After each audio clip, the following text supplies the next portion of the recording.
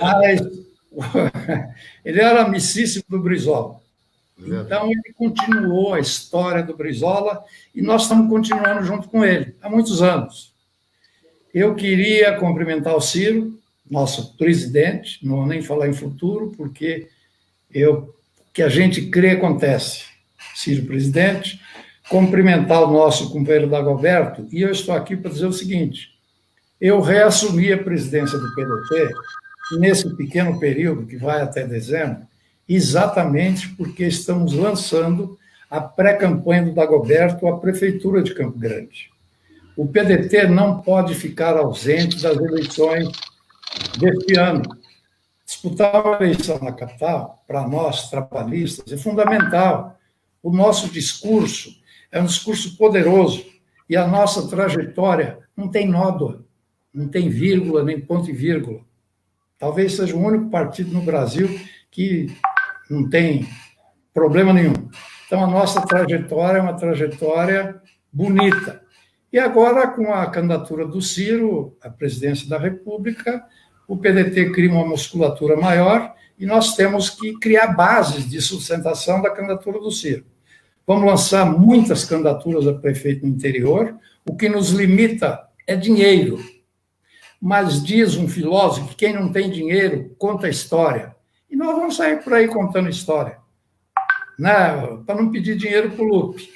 Então, o Dagoberto é nosso pré-candidato, deputado federal, já disputou eleição em Campo Grande num outro momento, foi um dos mais votados, já disputou eleição para o Senado, foi deputado estadual, foi secretário de produção, foi secretário de segurança pública, foi diretor do Detran, por onde passou grandes obras para atender o povo, porque o poder é para atender o povo, não é para fazer o muro na esquina. Nesse momento, o povo quer comida, quer afeto, quer esperança e quer fé. É o que nós vamos falar na campanha. Então, falando isso para o Dagoberto, eu vou passar a palavra para o nosso presidente nacional, que é o Lupe, que sempre tem um discurso, naturalmente, mais vibrante do que o meu. Eu estou aqui em Campo Grande, ligado aqui o pessoal todo, então a minha fala é uma fala modesta, mas muito sincera, viu, Dagoberto? Feliz aniversário. Lupe, com você. Obrigado, amigo Smith. Smith é um companheiro desbravador, veio do Rio Grande para fincar o progresso nessa querida Mato Grosso do Sul, um homem honrado, de uma história de luta e de vida dedicada ao povo. É muita honra para qualquer brasileiro, muita honra para qualquer companheiro dividir qualquer espaço contigo, Smith. Tu sabe da minha admiração pessoal, do carinho, do respeito e, principalmente, da grande admiração que todos nós trabalhistas temos, não por sua trajetória de vida que já existe, pelo futuro que você pode ainda construir, porque você é jovem na alma, no espírito, nas ideias. Então, quero primeiro agradecer a oportunidade de dividir contigo qualquer espaço. Eu sou apenas um aluno do que você representa como professor dessa nação brasileira. Muita honra para mim estar aqui com você. Amigo, dileto, fraterno, João Leite Smith. Primeiro, ao cumprimentar meu querido amigo Smith, quero cumprimentar meu presidente, porque a gente não fala, Smith e amigo Dagoberto, que é pré. É pré para quem não votou, nós votamos nele. É o nosso voto, é a nossa fé, é a nossa esperança, é o nosso presidente. E nós temos muito orgulho de dizer isso, porque enquanto outros têm que se arrepender do seu voto, tem que explicar seu voto, tem que parar para pensar por que votou, nós podemos, Smith, dizer, nós temos orgulho do nosso voto, nós temos honra do nosso voto. Como a gente estava falando antes, nós temos o voto no futuro. Nós estamos, Ciro, e isso não pertence à pessoa física Ciro Ferreira Gomes.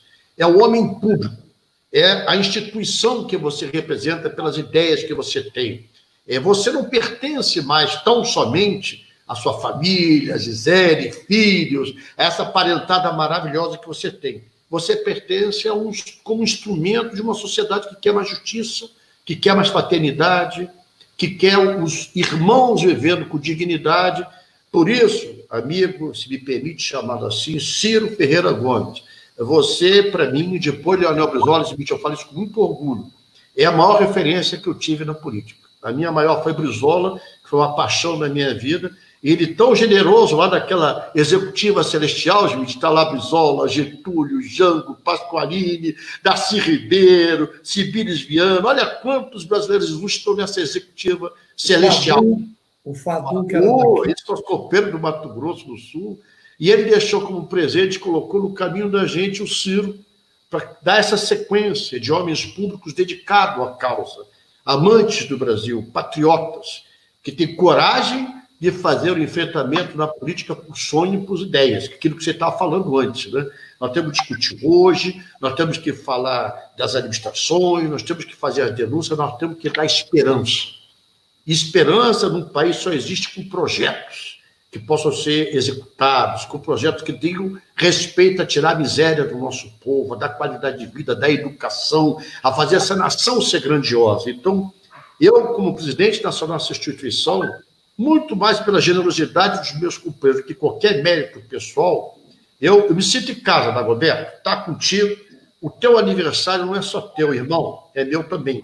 Eu me sinto felizardo por ter tua amizade. Há quantos anos, né, Schmidt? Há quantos anos nós nos aturamos? Há quantos anos nós estamos na peleia, como fala Gaúcho? Há quantos anos a gente tem orgulho de você nunca, o Dagoberto nunca falhou com o PDT, Schmidt. Nunca. Sempre voltou coerente, às vezes, em alguns momentos, até perdendo eleitoralmente, que você sabe, na política, às vezes, a gente vai na contramão, até porque aqueles que tinham o nosso voto pelas ideias que a gente representa, por pensar nessa maioria. Eu, Dagoberto, é esse símbolo que eu tenho. O teu aniversário, irmão, quem dá o presente é você, porque você está dando o presente da sua convivência, do seu companheirismo, da sua lealdade, e ter você como pré-candidato a prefeito, por iniciativa, a ideia do companheiro Schmidt, que perturbou, que não aguentou mais, né? Diga ao povo que eu aceito. Como falaram, eu estou dizendo. Então, o Dagoberto não vai ser nosso candidato apenas por ser, apenas pelo nome que ele tem, pelo perfil, pela sua história de vida. Foi secretário de Segurança, já foi secretário de Justiça, aliás, né? Já foi deputado federal vários mandatos, candidato ao Senado, candidato a prefeito, um homem que tem uma história com o Mato Grosso do Sul, né? Mas não é só por isso, é também porque ele é o mais preparado.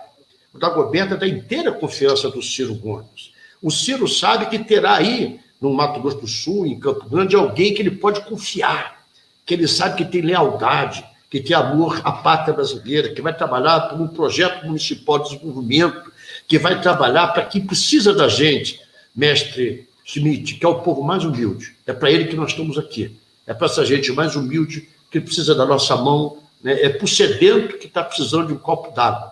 Nós queremos ser esse poço profundo de levar água a quem precisa ter esperança. Então, amigo Dagoberto, Deus te ilumine, Deus te preserve, Deus nos dê a felicidade de continuar tendo a sua amizade. No dia do teu aniversário, que a gente está fazendo esse pré-lançamento, você é nosso presente. Muito obrigado pelo presente da sua amizade, da sua lealdade e do seu companheiro. Bola com você, meu presidente, querido Schmidt. Você que manda e eu obedeço, que eu tenho juízo. A minha missão aqui é fazer as apresentações. Naturalmente, agora quem vai falar é o Ciro Gomes. Eu acabei de falar que li o livro dele, que é uma aula. Não é um livro para você ler de qualquer jeito, é uma aula. Então, na aula, você tem que se preparar para assistir a aula. O livro é isso. É rico em ensinamentos. Olha que eu já li muito. Nessa idade, li mais do que precisava. Mas li com prazer o livro do Ciro. Então, presidente, com a palavra, o senhor. Bom, boa noite, meu caro amigo, estimado amigo, é o militante padrão que todos nós que damos valor à história do trabalhismo, que conhecemos as raízes desse que é o mais fecundo, mais generoso movimento político da história do Brasil, é a ele, ao trabalhismo, que nós devemos a construção do Brasil moderno. Você, meu caro João Leite Schmidt, eu cumprimento você para cumprimentar muito afetuosamente a toda a militância do PDT, especialmente a minha turma, que é a Juventude Socialista PDT, que é uma turma mais, né, o que eu sou mais da minha faixa etária, da juventude e tal, mas o militante padrão, eu cumprimento em você né, agradecendo a honra, o privilégio, a alegria de participar desse ato singelo, que devia ser pessoalmente, para a gente poder se abraçar, como gostamos de fazer fraternalmente, mas a nossa obrigação de dar exemplo de proteção à vida, né, nos faz falar distantes, mas com o mesmo calor, né, sem nenhum distanciamento espiritual, para cumprimentar esse valor extraordinário que nós temos no PDT, que só nos dá orgulho, e que hoje, no dia do seu aniversário, por isso nós queremos desejar muita saúde, muita paz, muito sucesso, muita alegria, muitos votos, que é o maior presente que os políticos que só têm um prêmio, né, quando são decentes, o único prêmio é o carinho do povo, que é o Dagoberto Nogueira. E eu e o Lupe nos associamos a essa justa e singela homenagem com muita alegria. Sabe que o Lupe é um irmão que a vida me deu, né? Eu vi o carinho com que o Brizola... Olha o meu privilégio. Eu fui eleito governador do Ceará, Schmidt, com 32 anos de idade. Até hoje, o mais jovem governador da história do Brasil. E a história me permitiu sentar nas reuniões ao lado deste extraordinário brasileiro, Leonel Brizola, e de tanto procurá-lo, acabei tendo dele o afeto paternal com que ele sempre me tratou. Quantas lições preciosas, quantas horas seguidas de conversa. Por exemplo, assistimos juntos a hora que o segundo avião caiu na torre lá, nas Torres Gêmeas, nos Estados Unidos, naquele setembro terrível, não é? O Brizola disse, isso é um atentado terrorista. E eu dizia, mas governador, atentado terrorista não é possível, isso aí deve ser um acidente. Não, você vai ver um atentado terrorista, viu na hora. Que era característica também do Brizola ser visionário, conhecia muito a vida, o mundo, e eu vi que o filho que o Brizola escolheu para tanger essa bandeira, que era a coisa mais cara dele, que era essa cria que ele recebe de Getúlio, de João Goulart, e a qual ele deu uma exuberância mais extraordinária ainda, porque introduziu aquilo que é o futuro, que é a centralidade da educação qualificada do filho do trabalhador, sei o quê, não há sorte para esse nosso povo, a esmagadora maioria do nosso povo, com esses novos modos sofisticados de produção. Estou falando do Carlos Lupe, né, com quem eu tenho essa alegria de me ombrear. Eu estava retirado da política, tenho uma obra no Ceará que já me permitia, né, dar passagem a uma nova geração que está fazendo um belíssimo trabalho, mas foi o Lupe que me trouxe de volta com o maior entusiasmo para carregar essa bandeira, sabendo que eu não tenho a dignidade nem a altura para calçar sequer o sapato dos que me antecederam, mas eu vou me esforçar muito para honrar a bandeira vermelha, azul e branca do nosso PDT, da nossa rosa vermelha. Bom, nós estamos pedindo ao Dagoberto, que, como eu disse, já é uma joia que nós temos, ele só nos dá orgulho, é um deputado querido, respeitado, acatado, não tem uma votação que a gente precise ligar para o Dagoberto, ele toca de ouvido conosco, porque o seu coração bate na mesma sinfonia com que bate o coração daqueles que amam verdadeiramente o povo. Nós pedimos a ele que se desse aí ao trabalho, sair desse conforto, hoje nem é tão confortável assim, do mandato parlamentar brilhante que ele exercita, para levar uma alternativa ao povo de Campo Grande. Essa capital moderna, arejada, especialmente admirada por quem, como eu, tem intimidade, conhece bastante bem. Lembro com muito carinho a última visita que eu tive aí, eu fiquei absolutamente comovido, emocionado, né? Garotos fazendo uma fila gigantesca para me dar a oportunidade de debatermos ali por 2, 3 horas. É evidente que eu mandei avisar que era amigo do Dagoberto, aí fica fácil a gente com a gente, né? Mas, enfim, eu tenho muito carinho, sempre fui recebido com muita hospitalidade e com muito amor. Mas, por isso mesmo, nós pedimos ao Dagoberto que apresente, sem desmerecer ninguém, nós não queremos atacar ninguém, mas nós achamos absolutamente inadiável que a gente construa para o povo brasileiro decidir na sua soberania um caminho novo para o Brasil. E não se constrói o Brasil sem a costura dos diversos Brasis que, unidos, né, nos fazem as nossas lindas diferenças regionais. E o Centro-Oeste, o Brasil não conhece como eu conheço.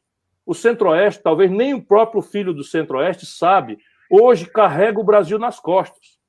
Se nós separarmos a economia de exportação do Centro-Oeste e botarmos a conta para o Brasil, o buraco na conta do Brasil com o estrangeiro chegou a 150 bilhões de dólares. Hoje, com essa crise, o Brasil, se não fosse o Centro-Oeste, teria um buraco superior a 120 bilhões de dólares. Quem paga essa conta? É o homem e a mulher, né, do Centro-Oeste, que sai de madrugadinha, agora vai chegar o frio, e vão ali puxar a roça ou a máquina moderna e vão fazer o trabalho acontecer, muitas vezes desrespeitados, mal compreendidos, eram pobres, paupérrimos na geração anterior e hoje têm medo do comunismo, né? E aí a agitação conservadora desorienta essas pessoas, são obrigados a pagar metade dos seus custos em dólar, importando insumos do estrangeiro, desde a semente até os fertilizantes, passando pelos defensivos agrícolas, toda a agricultura de precisão, tudo isso importado, de maneira que quando o dólar sobe, lá se vem o ganho por um lado, porque a exportação vale mais, mas lá se vem a perda por outro lado, como quem sobe um pau de sebo. Eu conheço com grande intimidade, né, esse pedaço do Brasil, como conheço o Brasil inteiro, porque me dedico a isso ao longo desses últimos 30 dos meus 40 anos de vida pública. Limpos. Nunca respondi por nenhum mal feito, que nada mais é do que a minha obrigação. Mas eu dizia que, nesse momento, nós precisamos construir uma alternativa. E essa alternativa ela não vai cair do céu. Esse negócio de salvador da pátria, esse negócio do deixa que eu chuto, esse negócio daquele cara que tem a solução sozinho, isso tudo é mentira, que no dia seguinte da eleição só deixa o povo atolado no mesmo problema e com aquele travo amargo da decepção com a política na boca, especialmente os mais jovens. Então a nossa construção tem que ser uma construção apostando na inteligência do nosso povo. E aí veja Schmitt, veja meu caro Dagoberto, o Lupe já está cansado de me ouvir. Pesa nas costas do povo brasileiro hoje uma crise de 3 camadas, cada qual a mais pesada.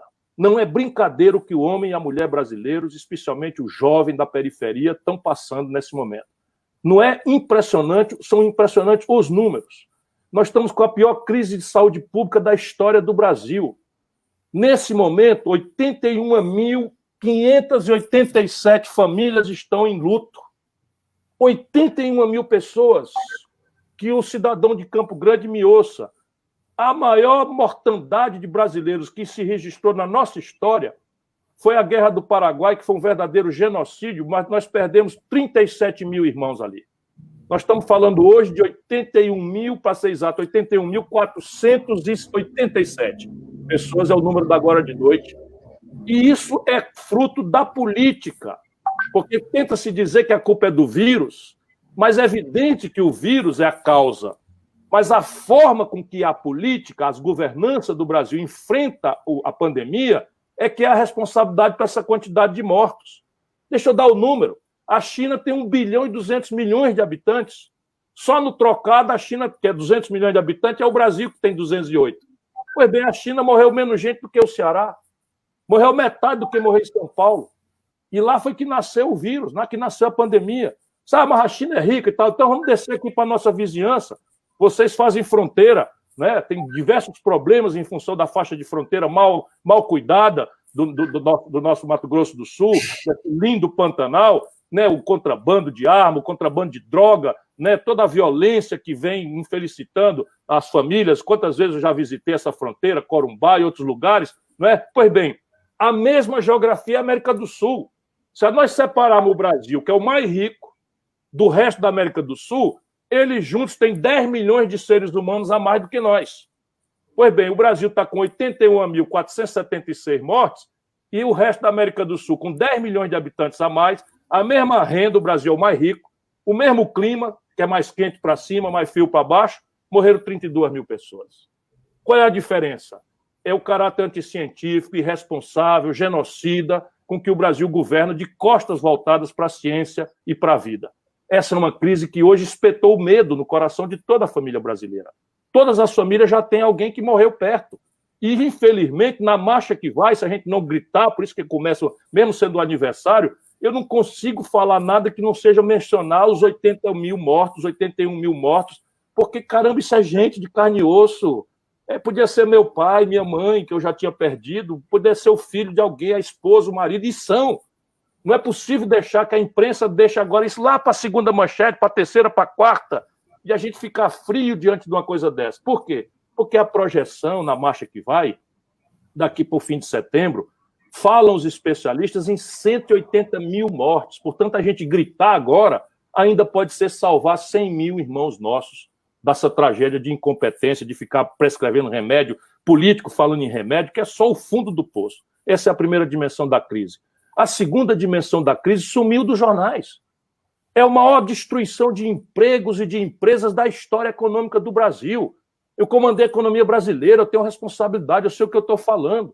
A economia já vinha muito mal quando começou a pandemia, Mas veja, Schmidt, nós estamos chegando pela primeira vez na história do Brasil, 110 milhões de pessoas estão empurradas para viver na informalidade, de bico, se virando sem renda.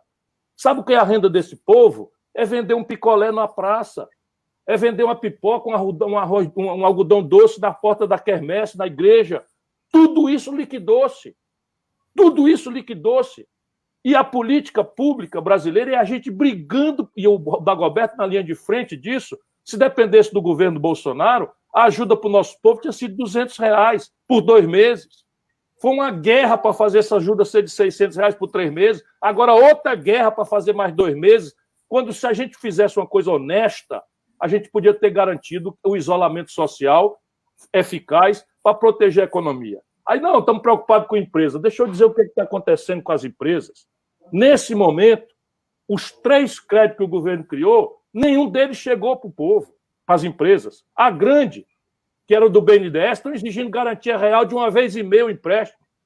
Estão exigindo para poder pagar o empréstimo, que estão impondo, os grandes estão impondo que, para o empréstimo do subsidiado do BNDES, o empresário seja autorizado a demitir a metade da sua força de trabalho, pagar com dinheiro público uma empresa e aceitar que ela bote a metade dos seus trabalhadores para fora para morrer de fome na rua, na hora da doença, pedir isolamento social numa família que mora 5, 6 pessoas, de 50, 70 metros quadrados, nas periferias do Brasil. Campo Grande, felizmente, é uma cidade menos pobre, mas também tem a sua periferia, onde essa realidade trágica está acontecendo. O pequeno empresário está pedindo R$20 mil, Lu. Eu peguei agora a estatística, 76% dos pedidos de empréstimo do microempresário, que o Dagoberto ajudou a aprovar, o crédito com garantia do governo, com carência de 8 meses, com 36 meses para pagar, porque a característica é que a microempresa perdeu o faturamento. É só você ver uma empresinha do Pantanal, que tinha negócio de turismo, 2, 3, 4 funcionários, cadê o turista? Liquidou, o faturamento foi a 0. Como é que eu vou pedir dessa gente que eles não tenham carência? O Bolsonaro vetou a carência. Ou seja, o pedido médio de 76% é R$20 mil de empréstimo para salvar uma empresinha onde o cidadão botou toda a poupança familiar dele. Às vezes é um pequeno negócio, é uma lojinha de suco, é um salãozinho de beleza, é uma pequena oficina de celular. Tudo isso está sendo destruído. Sabe quantas milhões de empresas estão no Serasa? Na antessala da falência, 5.500.000. Ou seja, a crise econômica também é uma das mais graves, vergando as costas do povo brasileiro. E, por fim, estou falando demais, mas eu acho que nossa homenagem ao Dagoberto é explicar para o povo por que nós estamos pedindo a ele que venha para a luta e aceite liderar um projeto de prefeito diferente, porque a terceira componente da crise é a política. Porque dentro dessa tragédia social e econômica, a gente vai olhar para onde? Não tem nenhum computador que a gente aperte lá um botão e ele resolve o problema. Não existe um robô que a gente chame, importa esse robô da coisa, bota aí, dá um jeito nesse negócio. Não tem, só tem uma saída, é a política. E a política está muito desmoralizada, por quê? Porque virou o pardieiro de ladrão, de pilantra, de bandido ou de ódio e paixão. Bandido e pilantra faz com que ninguém queira mais acreditar. Mas o ódio e a paixão também estão atrasando o Brasil. Do jeito que a coisa está, o Bolsonaro pode falar mal de Jesus Cristo, bater na mãe, andar nu na rua, e os amigos dele, os fanáticos dele, dizem que está tudo bem, chama de mito. Do mesmo jeito, o Lula pode bater na mãe, chamar Jesus de nome feio, andar pelado na rua, também os amigos dele não querem saber. E o nosso povo?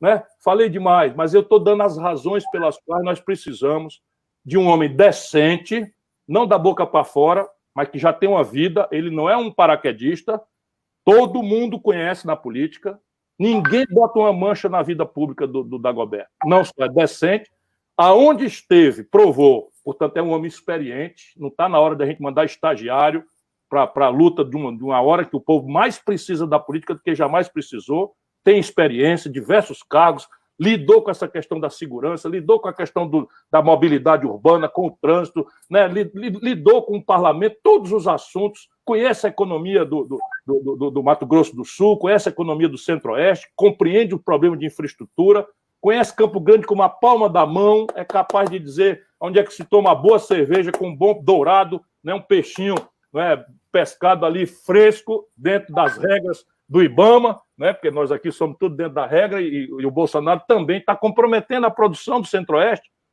Por quê? Porque não toma cuidado com as coisas das comunidades indígenas, não toma cuidado com a questão das regras ambientais. Resultado, o produtor rural brasileiro está começando a sofrer boicote. Tratam mal a China, resultado, a China está trocando as importações do Brasil pela Argentina e pelos Estados Unidos. Tudo coisa séria.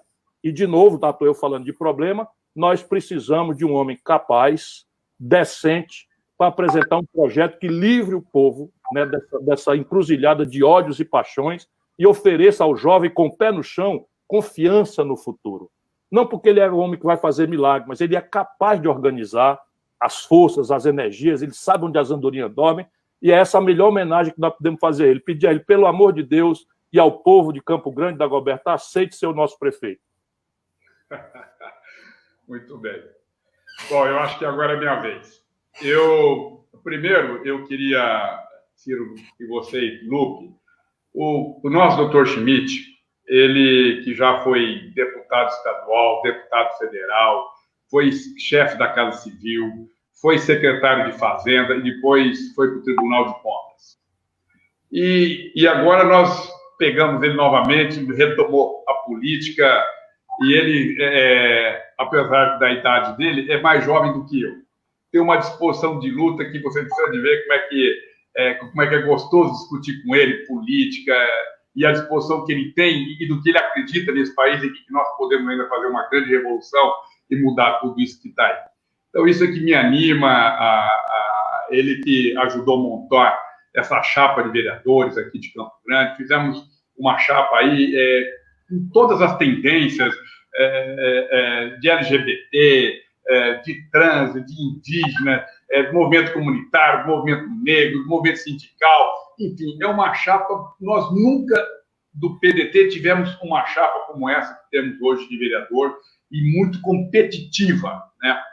É um pessoal sem muito poder de recurso, mas é um pessoal, assim, todos eles extremamente conhecidos aqui na classe política e conhecido dentro dos seus ambientes, em todas as áreas. Então, é uma coisa que isso me deu muito orgulho e essa formação também, pelo apelo que eles fizeram para nós, para que a gente pudesse sair, porque eu tinha uma preocupação muito grande, Lupe, de que a gente, ao ser candidato em Campo Grande, eu sou o único deputado federal. Então, acaba também esvaziando um pouco as nossas campanhas no interior. Mas aí os próprios candidatos a prefeito do interior também fez esse apelo para nós. Porque quando eu vou para a televisão aqui em Campo Grande e que eu falo do partido e que eu falo das nossas causas, isso também chega no interior, porque lá não tem...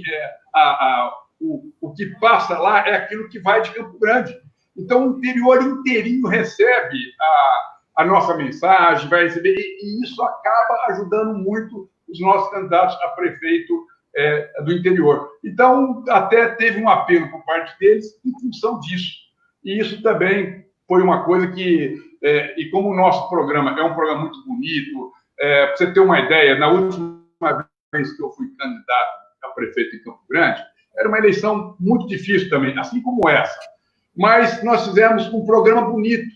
O PDT falou aquilo que pensava, aquilo que nós acreditávamos, e com isso eu fui o deputado federal mais votado até hoje na história de Campo Grande. Eu fiz 45 mil votos em Campo Grande.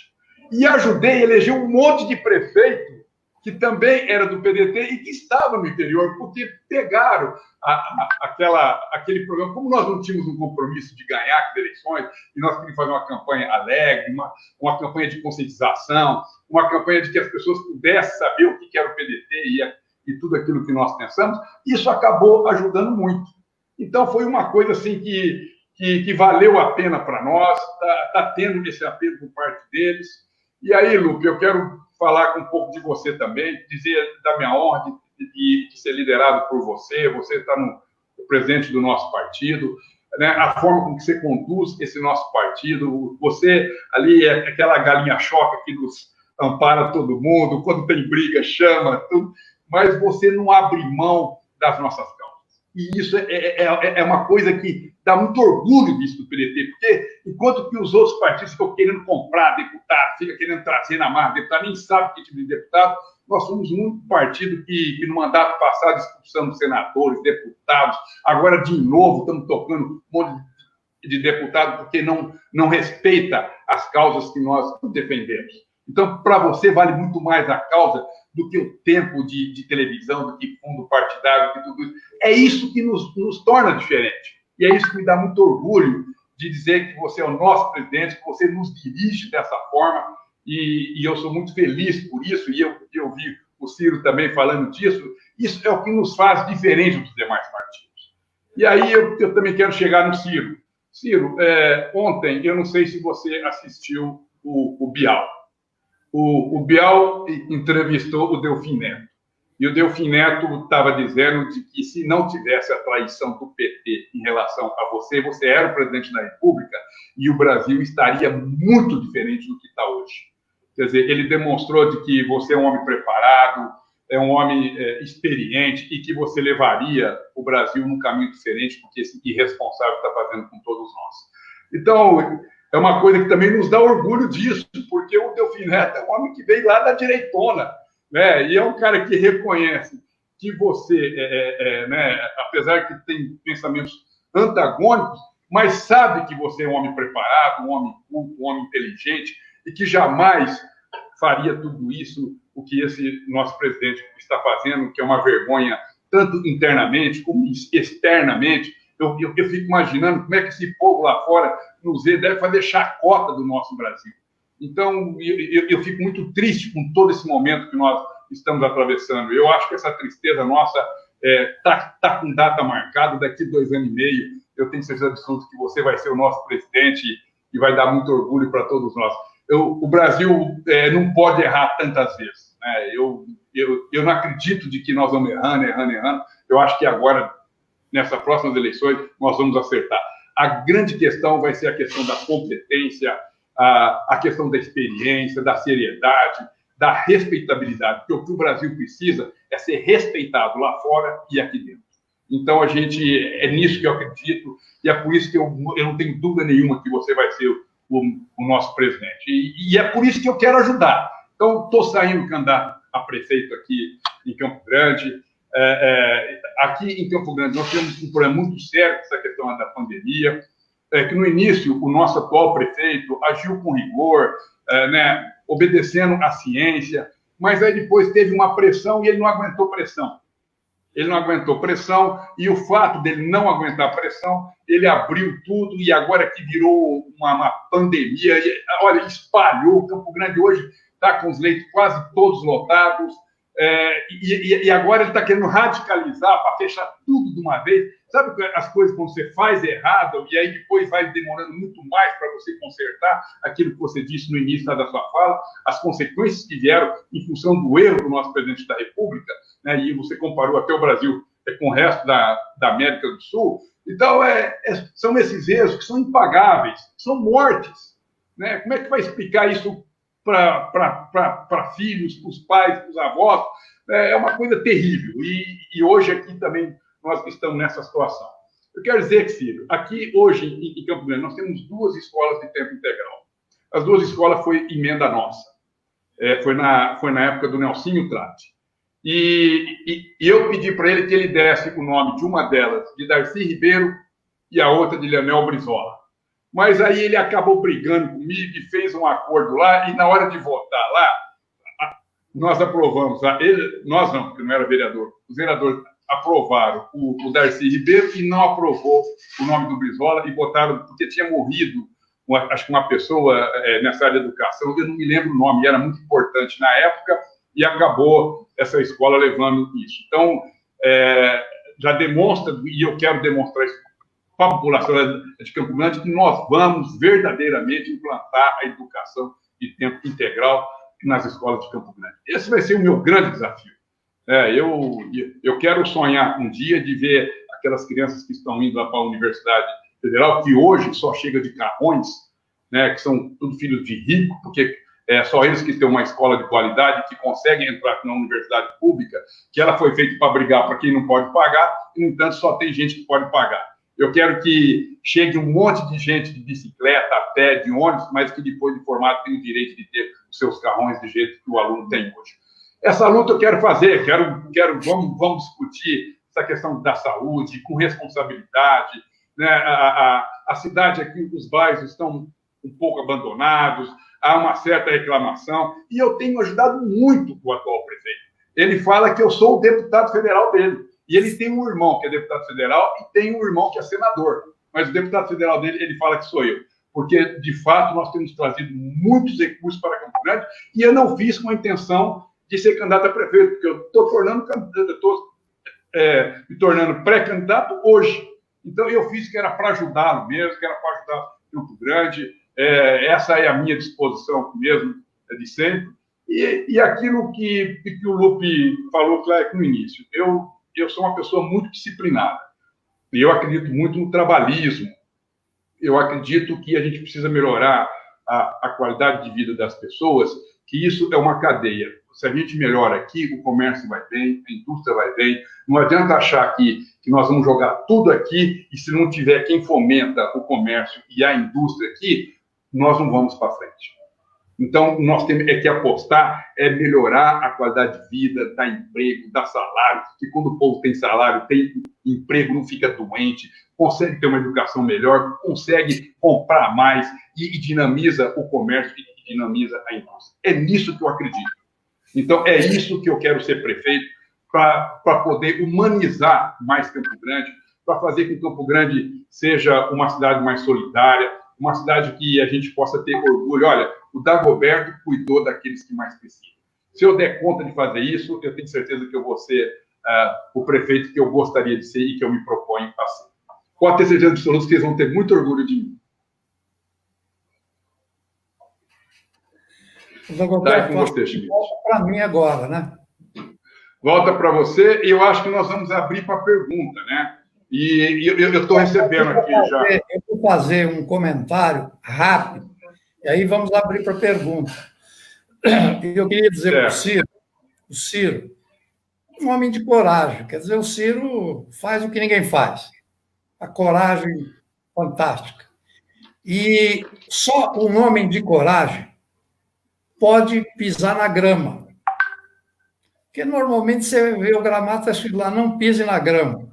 Mas para construir alternativas, às vezes temos que pisar na grama. E o Ciro é capaz de fazer isso. Outra coisa, só para dizer que tudo foi bem. O Fernando Pessoa tem um poema interessante, que é Mar Português. Eu não vou recitar, embora o saiba. Mas era aquelas mães, pais, crianças, irmãos, chorando no porto, quando os navios saíam para o desconhecido. Tinha nem bússola. Então, aquilo ninguém sabia se ia voltar. Então, todo mundo chorava. E ele começa o poema dizendo: ó mar salgado, quanto de teu sal são lágrimas de Portugal. E ele vai por aí e termina dizendo: será que valeu a pena? E ele mesmo responde: na vida, tudo vale a pena, quando a alma não é pequena. Então, nós estamos fazendo hoje esse encontro nosso aqui e tenho certeza que valeu a pena. Vamos abrir para as perguntas, então. Quem que conduz isso? Sou Agora, eu que vou ler? Não, é a parte técnica. E cadê as meninas? Olha, aqui está chegando uma série de perguntas para mim aqui, e aí me perguntando sobre essa questão da rede municipal, da rede municipal de educação, o que eu pretendo fazer após a pandemia. Né? Aqui, Ciro, as escolas estão fechadas, nós não estamos tendo as aulas. E também não está tendo essas aulas pela internet. Então, ele cortou a presencial, mas também corre um grande risco dos alunos terem problema com essa questão de não ter tido aula desde daquele início e perder o ano letivo.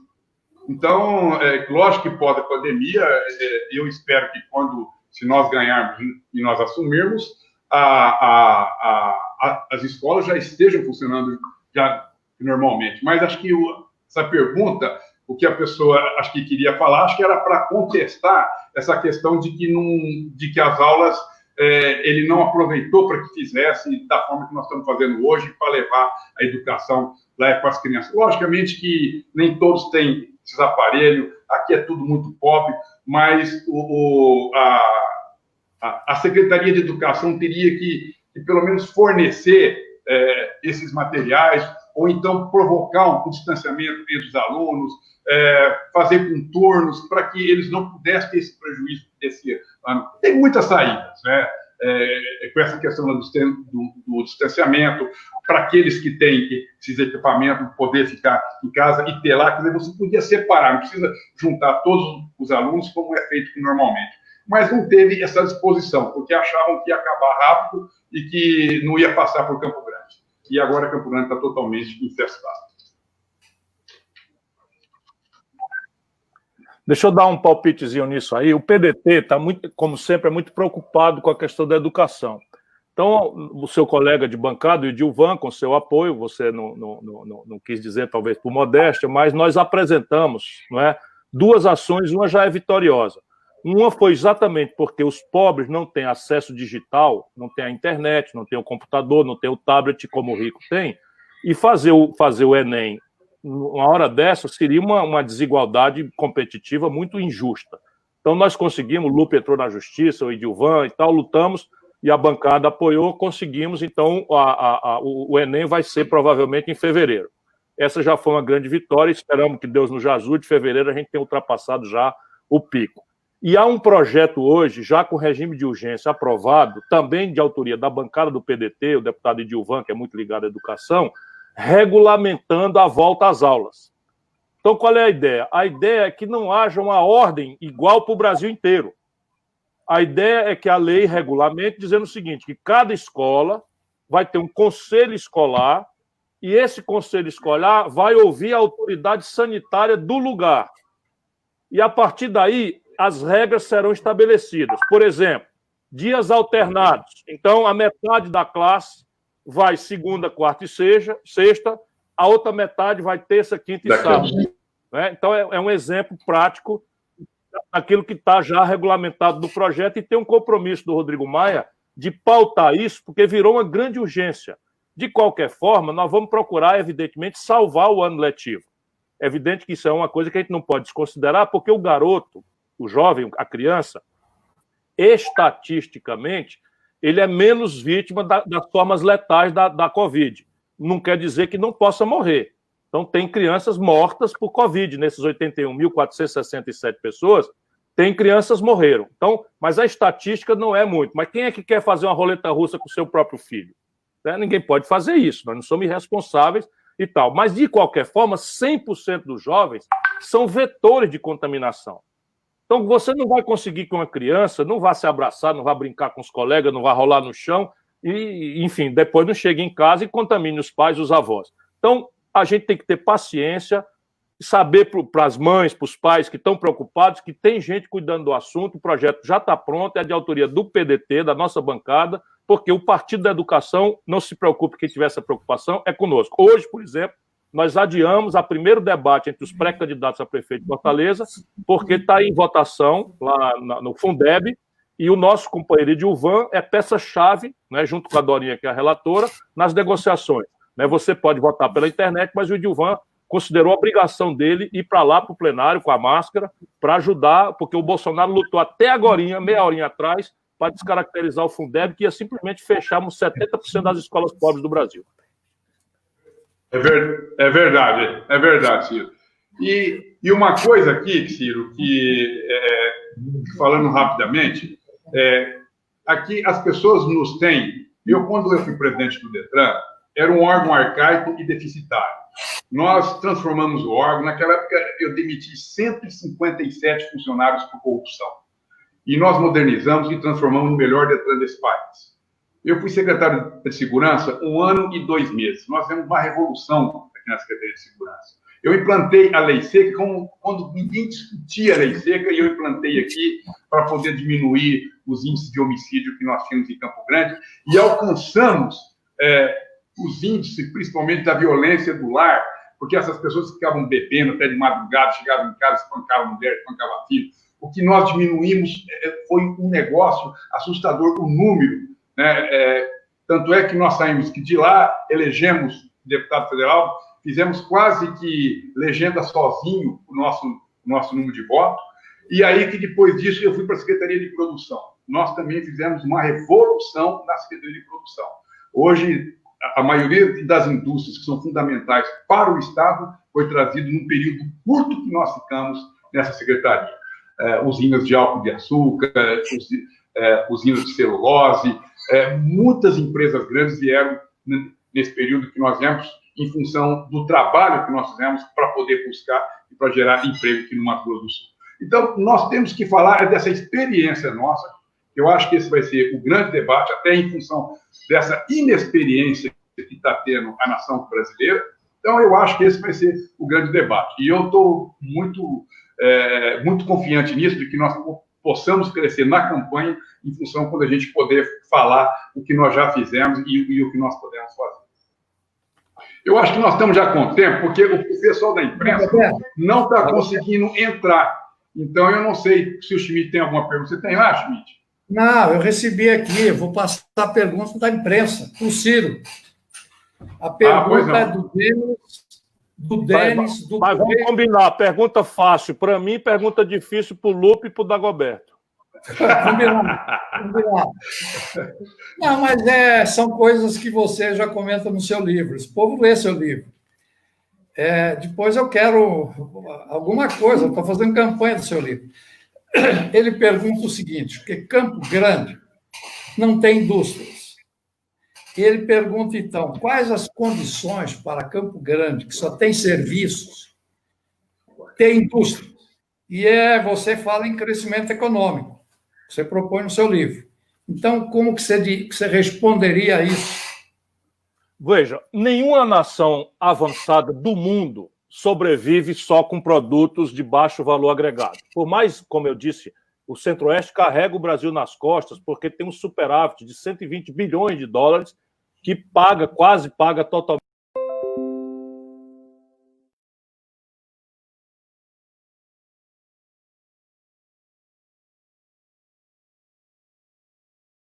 Portanto, reindustrializar o Brasil é absolutamente inadiável.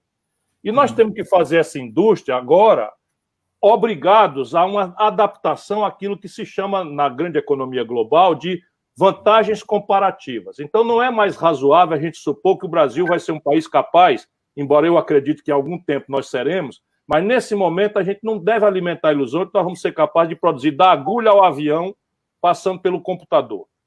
Porque nós, no passado, fomos capazes e avançamos para isso. O Brasil é um de 8 países do mundo que sabe fazer um avião, desenhar o avião, fazer a engenharia do avião, desenvolver as estruturas e materiais de avião.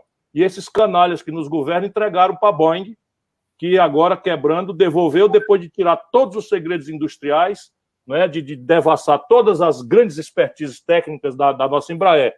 Nós vamos ter que recuperá-la, porque eles acabaram de ferrar a Embraer. Mas, enfim, quais são as vantagens comparativas do Brasil? Uma pertence ao Centro-Oeste, ainda que haja uma grande dívida do Brasil com o Centro-Oeste, que é o quê? É a verticalização da produção agropastoril, para frente e para trás. O que é que eu estou falando? Hoje, todo fertilizante, tirando 2 fabriquinhas da Petrobras, que não deve dar 10% do mercado, 90% do mercado de fertilizante para tratar a terra do cerrado, etc., são importados. Às vezes até são empacotados no Brasil para mentir e ganhar, não é, alternativas aí de remessa de lucro e tal, mas não é tudo importado. O valor econômico é tudo importado. Você tem para trás todos os defensivos agrícolas. Todos os defensivos agrícolas. O Brasil está licenciando defensivo agrícola banido da comunidade europeia há 20 anos. Foram licenciados 480 novos princípios ativos. Se os europeus tomarem notícia, como estão tomando, e os chineses tomarem notícia, e os russos, eles vão boicotar as importações, porque eles não sabem a diferença entre Amazônia e Pantanal. Eles não compreendem o tamanho do Brasil. Para eles é mais ou menos a mesma coisa, como se São Paulo fosse vizinho da Amazônia. Eles não têm ideia de que são 3.000, 4.000 quilômetros de distância. Então, a gente podia verticalizar essa produção aqui. Depois você tem, por exemplo, Então, todo o máximo de valor agregado que se faz na soja, que já é a maior produção do mundo, a brasileira, não é? Toda a produção da soja, a máximo de agregação de valor, que é o esmagamento, está entregue a 2 multinacionais. Só para vocês terem uma ideia. Qual é a razão para isso? Por que o Brasil não começa a agregar valor e fazer toda uma indústria?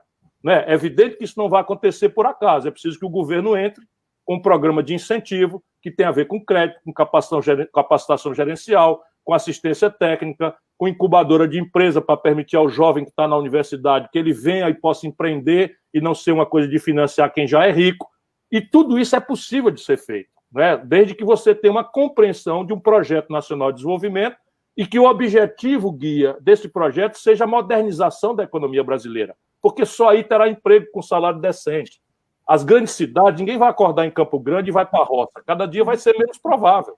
As pessoas vão querer trabalhar aí mesmo, né? E a estrutura de serviços não dá vencimento. Ok, Campo Grande responde por serviços médicos, serviços advocatícios, serviços de universidade, mas daqui a pouco, né, ela vai virar aquilo que é o inchaço que está acontecendo nas grandes cidades brasileiras. E se tem alguém que pode conter isso e fazer grandes centros alternativos de desenvolvimento, é o Centro-Oeste brasileiro. Eu vejo isso como uma cobiça, porque vocês têm solo, tem água, tem clima, tem gente.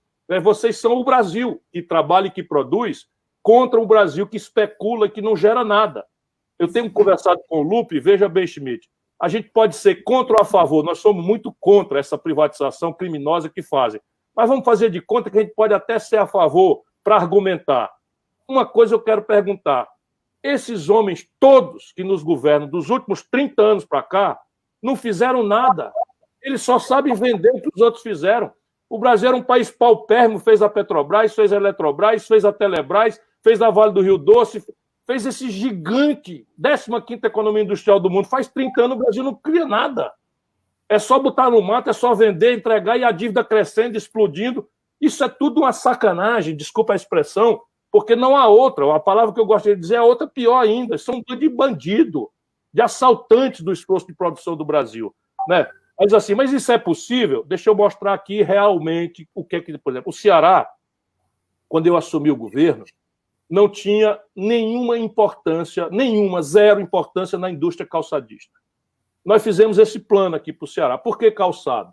Porque calçado emprega muita gente e porque calçado não exige qualificação de mão de obra muito sofisticada. E eu tinha pressa em gerar emprego. E o Brasil, quando eu fui governador, foi entre 90 e 94.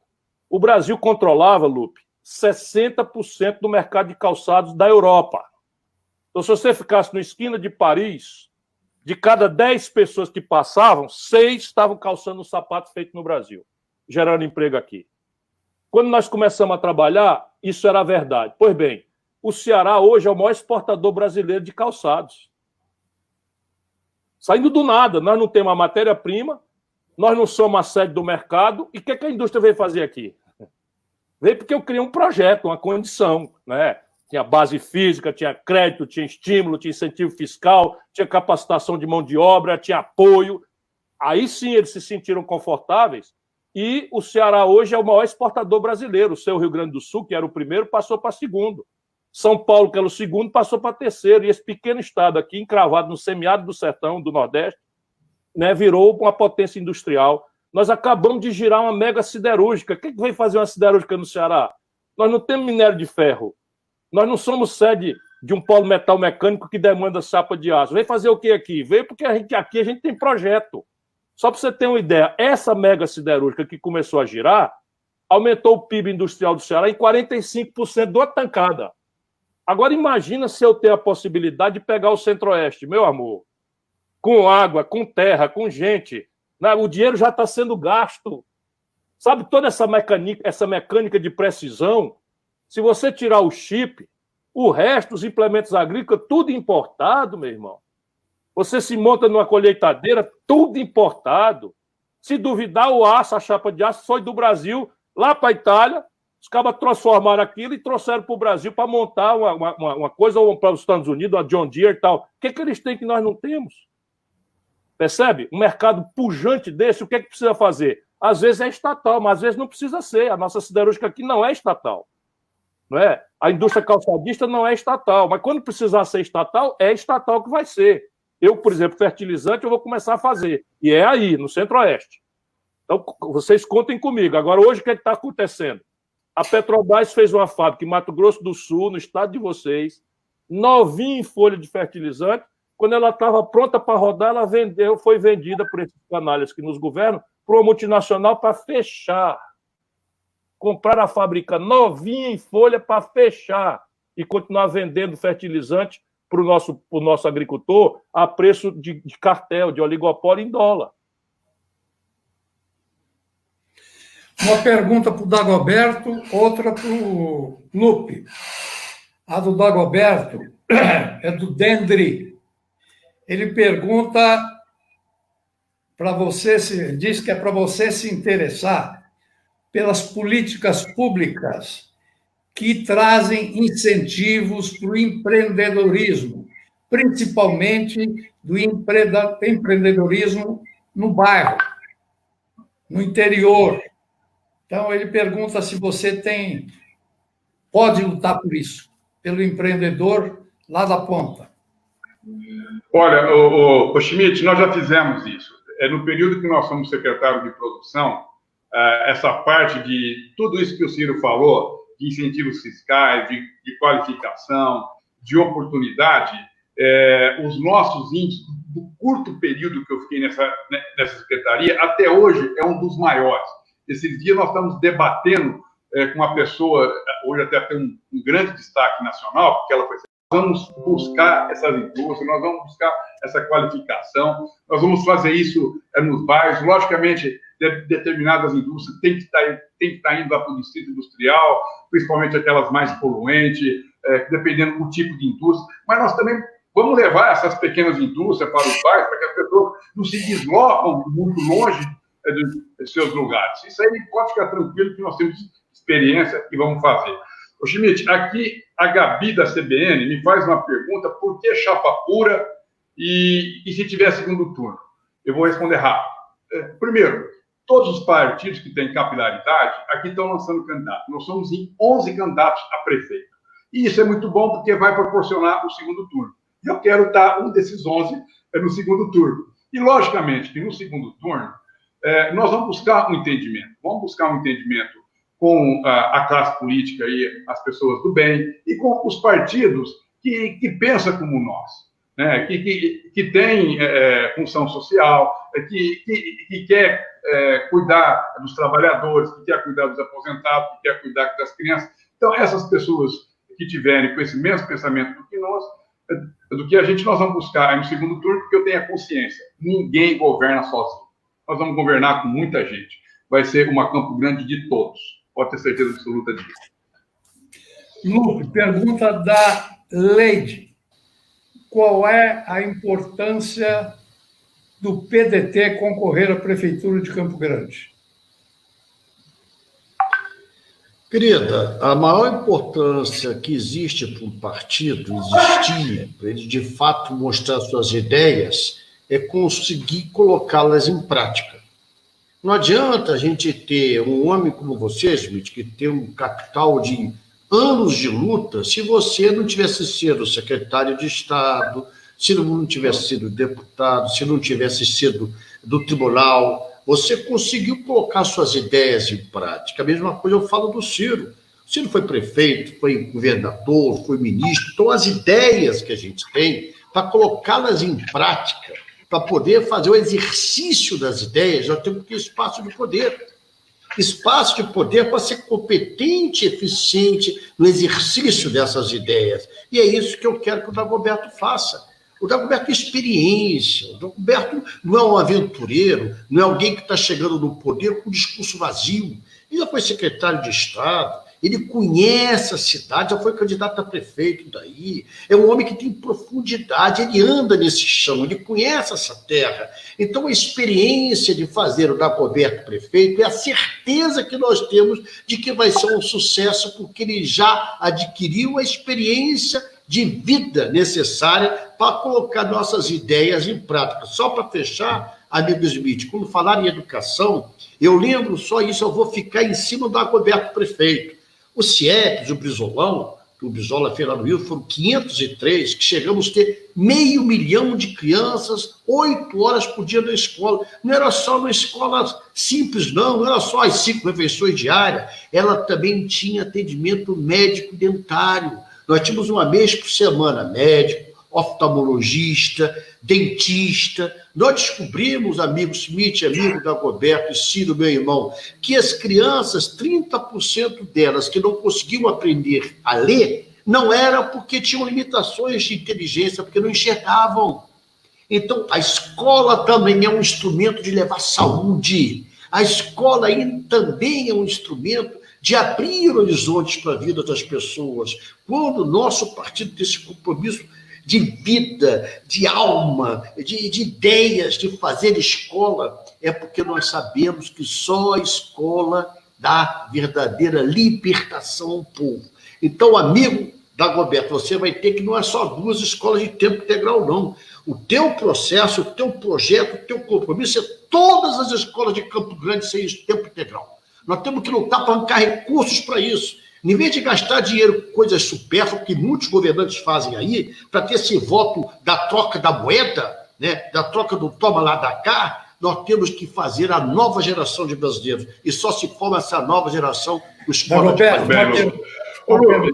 Uma pergunta para você, você pode responder rápido também. Você, prefeito, o povo saindo da pandemia sem emprego e com fome, você vai implantar restaurantes populares em Campo Grande? Olha, isso nós já fizemos uma discussão interna aqui no PDT e já está dentro do nosso programa aqui de governo. Ô, Schmidt, eu estou preocupado com o tempo nosso. Eu estou com vários aqui perguntas e a maioria é mídia eletrônica. Eu vou fazer o compromisso de responder, porque são perguntas para mim mesmo. Então, eu tenho como responder posteriormente, mas eu estou preocupado com o tempo. Então, eu acho que a gente podia agora, começando por você e pelo Lupe, a gente, aí 2, 3 minutos, cada um a gente fazer o encerramento, né, para a gente poder encerrar, porque nós já passamos bem além do limite que nós tínhamos estabelecido aí. E você continua. E eu continuo aqui, aí eu respondo para essas pessoas. Tá bom. Então, eu quero agradecer a presença do Lupe, nosso presidente, né? E eu gosto muito do Lupe, porque ele fala muito bem de mim. Diz o Roberto Carlos que a gente tem muita gente, né? E o nosso filho, com essa coragem dele, né, de enfrentar. Ele já foi candidato, fiz campanha para ele, para presidente da República. Nós fizemos. E tivemos que mudar, mas o Ciro é o persistente. Vai virar presidente da República. Porque tudo na vida, nós estamos lutando contra muita resistência vence. E o Ciro é um homem persistente. Além de um homem culto, um sujeito preparado, já governou Sobral, foi prefeito lá, né?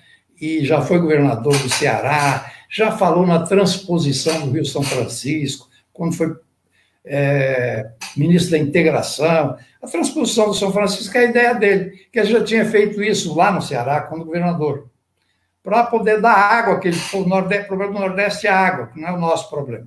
Então, o nosso abraço carinhoso, o nosso abraço fraternal ao Ciro. Nós vamos ficar cuidando de você aqui, o Ciro. E o Lupe continuou falando bem de mim, que eu falo bem de você também. Dagoberto, Ciro, o Lupe agora. Deixa eu falar só uma coisa, Smith. Eu não consigo ser falso, não é da minha natureza. E a gente já está numa fase da vida da gente que a verdade vira uma espécie de razão de ser. A gente não vive sem ela. Quando a gente vive num ambiente de amor, como a gente está vivendo, o amor verdadeiro é o mais sublime dos sentimentos que um ser humano pode ter. É o amor por ideias, é amor por causa, é o amor por projeto, é o amor por quem precisa da gente. Porque cuidar dos nossos, dos que estão em torno da gente, dos filhos, da esposa, de quem está mais próximo, é até relativamente mais simples, e às vezes até a gente falha nisso. Agora, cuidar de quem a gente não alcança fisicamente, de quem precisa mais da gente, tem que ter muita profundidade de sonhos, de utopias, de causa e do mais profundo amor. Então, amigo Schmidt, eu te amo, irmão. Não tem jeito, eu vou passar o resto da vida assim, porque eu te conheço há quantos anos? Há quantos anos? E são anos que não se constrói com palavras, não se constrói apenas com a sua história, são com suas práticas, são com gente como você, como meu irmão Ciro Gomes, como o Dagoberto, que servem de inspiração para esse pequeno jornaleiro, que saiu do nada, chegou aqui e, por benevolência e generosidade de vocês, sobrevive pela força do amor que eu luto por vocês. Obrigado a todos. Nós que agradecemos. Bom, eu fiquei muito feliz, ganhei a noite, passo o dia trabalhando, lutando e tal, e fico feliz porque nós fizemos uma comemoração do aniversário de um queridíssimo companheiro e amigo, que é o Dagoberto, mas já carregando aí um caminhão de pedras para ele carregar, porque ele tem a responsabilidade e ele tem os dotes. Deus dá a missão do tamanho da capacidade que a gente tem de cumpri-la bem. Isso é a fé que eu tenho.